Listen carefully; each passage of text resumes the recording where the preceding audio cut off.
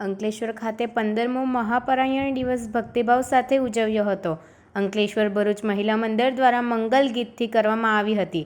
સાધ્વી શ્રી સહજયા સાઈજીએ તેમની દીક્ષા ગુરુ પ્રત્યે ભક્તિની ઉજવણીની ભાવના રજૂ કરી હતી. સાધ્વી શ્રી સુરભી પ્રભાજી, પ્રદીપ પ્રભાજી અને રાહત પ્રભાતજી એ શુભ સુરીલા ગીતો રજૂ કર્યા હતા. શ્રી સુશીલજી ડુગ્ગડ અને શૈલી ડુગ્ગડે ગીત રજૂ કર્યું હતું. સાધ્વી શ્રી કાવ્યા લતાજીએ તેમના પ્રિયજનો પ્રત્યેની લાગણી વ્યક્ત કરતા જણાવ્યું હતું કે આચાર્ય શ્રી મહાપ્રજ્ઞાજી ભારતીય ઋષિ પરંપરાના તેજસ્વી સિતારા હતા.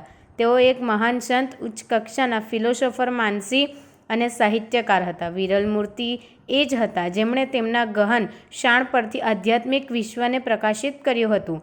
નાથુથી મહાપ્રજ્ઞા સુધીની સફળનો રાજા સમર્પણ, નમ્રતા અને સંઘ વિકાસનું ચિંતન હતું.